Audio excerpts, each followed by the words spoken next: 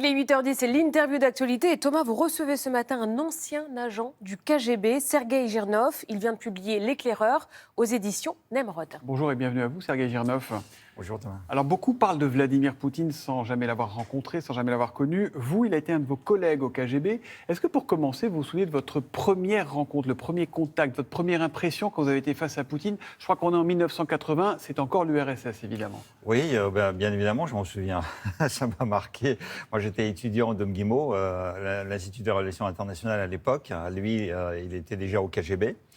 On l'a convoqué. En fait, je ne savais pas à cette époque-là qu'il était à Leningrad. Donc, on l'a fait venir à Moscou pour renforcer les effectifs pendant les Jeux Olympiques de Moscou. Oui. Les Jeux Olympiques de Moscou, c'est à peu près ce qui se passe actuellement en Russie. Ça veut dire qu'il y avait le boycott, puisqu'il y avait l'Afghanistan en décembre 1979. Donc, Américains ont boycotté les Jeux. La moitié des pays ne sont pas venus. La France est venue, mais a défilé avec le drapeau blanc. Et donc, dans ce contexte-là, de la guerre froide, moi, j'étais dans les renseignements téléphoniques et j'ai eu la faute de parler presque 2 heures avec un Français au téléphone. Donc après, on m'a convoqué chez la directrice et dans le bureau, il y avait un petit bonhomme, tout petit bonhomme en costume gris qui m'a mis dans une Volga noire avec un gyrophare, m'a amené à la Loubianka et m'a interrogé pendant 2 heures. Donc, c'est Poutine qui vous a interrogé pendant 2 heures. Voilà, Est-ce qu'il faisait peur? Poutine. Est-ce qu'il faisait peur? Est-ce qu'il était impressionnant? Moi, j'étais arrogant. Enfin, MGIMO, c'est assez pire que l'ENA. Hein. Ouais. Donc, j'étais absolument pas impressionné, mais c'était désagréable, ça c'est sûr. Ouais. Et en fait, on sentait que le pouvoir de manipuler les gens, le pouvoir de vous mettre la pression, ça lui faisait vraiment, vraiment plaisir. Il y avait une jouissance chez lui. Ouais, à ça. ouais. Moi, je l'ai ressenti comme tel. Ouais. Vous écrivez à propos de lui, à chaque fois que je l'ai vu devant moi, j'avais devant moi un petit fonctionnaire falot, un peu gris comme ses costumes, quelqu'un de très discipliné, prêt à exécuter les ordres, mais sans charisme.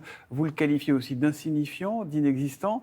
Vous n'avez pas eu beaucoup de pif, là, parce qu'il a fait du chemin, monsieur Fallot, quand même. Ah bah si, on a eu tous du pif. Le KGB, quand on est entré en 84 ensemble à l'Institut Andropov, au bout d'1 an, l'Institut Andropov l'a qualifié inapte au service parce qu'il était capable de prendre des décisions trop dangereuses pour lui, pour le service. Il n'a pas voulu de lui, il l'a renvoyé à Leningrad. Donc c'était un mauvais agent. Donc oui, un mauvais espion.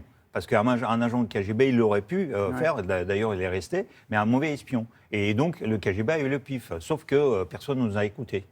Est-ce qu'aujourd'hui vous êtes surpris de voir cet homme-là, que vous avez donc rencontré en 1980, terroriser le monde? Non, je ne suis surpris pas. Surpris d'être là où il est, oui. Ça, tout le monde est surpris. Oui, parce que par exemple, c'est celui qui l'a lancé dans la politique, c'est le maire de Saint-Pétersbourg, Sobchak, qui était son ancien professeur de droit. Et donc, quand on lui a dit, la famille de Yeltsin, qu'il pensait le mettre à la présidence, il a dit, mais c'est pas possible. Enfin, il a passé 4 heures à leur dire, mais vous faites une connerie. Enfin, c'est n'importe qui, c'est personne. En revanche, une personne qui est insignifiante, qui a un complexe d'infériorité, qui a beaucoup de choses à reprocher au monde entier, quand on le met à la première place, bah, c'est ce qui se passe. On a vécu déjà ça avec Hitler. Hein. Hitler, c'est la même chose. Faites un parallèle entre Hitler et Poutine aujourd'hui? Bah oui, il y a beaucoup de parallèles, de plus en plus. En fait, au début, quand on le faisait, on disait oui, c'est n'importe quoi. C'est toujours quand on veut dire de mal de quelqu'un, on le compare avec Hitler. Mais regardez, petit bonhomme, peintre raté, un petit caporal de la Première Guerre mondiale, et puis boum, Allemagne. Humiliés par le traité de Versailles, la Russie qui se sent humiliée, soi-disant, après la chute du URSS. Mais en fait, et Poutine et la Russie s'humilient elles-mêmes. Parce qu'au lieu de miser sur quelque chose de positif, en fait, là, il fait la guerre au monde entier, enfin, à moitié de la Terre. Est-ce que certains disent aujourd'hui il a vrillé, il est devenu fou? Est-ce que vous avez l'impression qu'il a changé ou c'est le même bonhomme que celui de 1980 aujourd'hui? Ah non, c'est pas le même bonhomme. Hein. Ça n'a rien à voir. Hein. Maintenant, il a pris la grosse tête. Et là, depuis 2 mois, il s'amuse à terroriser le monde entier avec la Troisième Guerre mondiale. Et c'est vraiment un amusement, ça veut dire. Mais il s'amuse, mais il joue ou il est capable d'aller au bout? Ah, il est capable de le faire. Hein. Il est capable de le faire. La planète. En revanche, je vais quand même rassurer nos téléspectateurs parce que sinon, il y a les gens qui vont nous reprocher encore d'allumer le feu. À mon avis, il ne va pas frapper la France, il ne va pas frapper les pays occidentaux parce qu'il est quand même conscient que la Russie, au niveau militaire, c'est un tout petit pays. S'il n'y avait pas l'arsenal soviétique nucléaire, la Russie, on n'en parlerait même pas. Parce que malheureusement, pour les Russes, c'est un grand territoire, mais une toute petite économie. Et là, les Ukrainiens ont démontré qu'en 2 mois, ils peuvent battre cette deuxième armée du monde qui, en réalité, est nulle. Et vous pensez qu'il est capable de servir d'arme nucléaire plus réduite sur l'Ukraine, par exemple ? C'est ça. En fait, ce qui nous fait peur, c'est qu'il emploie les armes tactiques contre l'Ukraine, sur le territoire de l'Ukraine, quand il va comprendre qu'avec les armes conventionnelles, il ne peut pas vaincre dans la guerre de l'Ukraine contre les 45 millions qui défendent leur pays. Sergueï Girnov, quand Emmanuel Macron passe comme hier 2 heures au téléphone avec Vladimir Poutine, est-ce que ça sert à quelque chose ?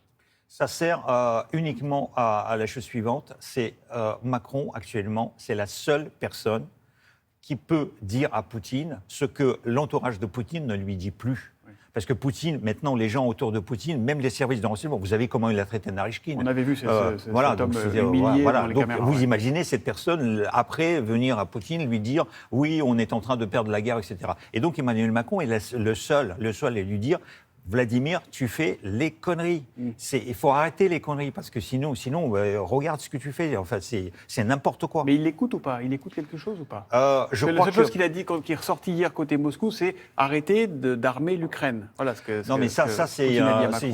pas Emmanuel Macron qui l'a dit. Il a dit à Biden, Moscou. Donc l'OTAN et les États-Unis. Mais Emmanuel Macron, il l'écoute. Vous savez pourquoi 450 espions soviétiques, enfin russes, j'allais dire soviétiques, mais on est du temps de l'Union soviétique, ont été expulsés de 27 pays.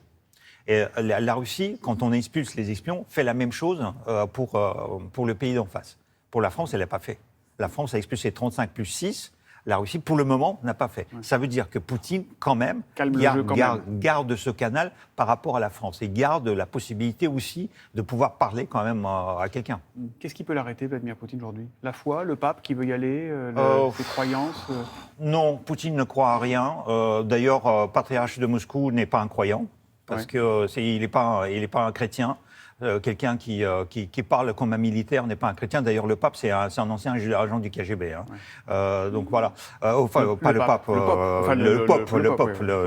Cyril, patriarche Cyril. Non, je crois qu'on fait ce qui peut l'arrêter si ça nous arrangerait qu'une de ces maladies l'emporte. Ça aurait arrangé beaucoup de choses. Il a 70 ans. À 70 ans, tout le monde est malade de quelque chose. Ouais. Oui, mais on est en Russie. En Russie, la moyenne de vie, c'est 72 ans et pour les hommes, 65. Ouais. Donc là, elle a dépassé déjà de 5 ans la moyenne pour les hommes. Et puis, vous avez vu le visage bouffi, tout le monde l'a vu. Donc il y a quand même quelque chose dans ces annonces. Toute dernière question, Sergueï Girnov. Quand on est un espion, un ancien espion russe qui parle comme vous le faites, est-ce qu'on se met en danger ? Est-ce que vous êtes bien sûr qu'on se met en danger. Mais là, vous êtes en train de me protéger parce que je suis en lumière. Donc si jamais il m'arrive quelque chose, ça aurait servi au moins à ça. Et d'ailleurs, beaucoup de gens me reprochent de parler beaucoup, mais c'est un privilège, parce que justement, je suis protégé par la France, j'ai le statut de réfugié en France, et donc, du coup, je peux raconter ce que je suis en train de vous raconter. Merci beaucoup, Sergueï Girnov, d'être venu ce matin pour aller plus loin et prolonger cette conversation. Il y a votre livre, un témoignage rare de votre vie d'espion et qui nous éclaire sur Vladimir Poutine. Ça s'appelle L'éclaireur et c'est publié chez Nemrod. Merci infiniment. Merci à vous.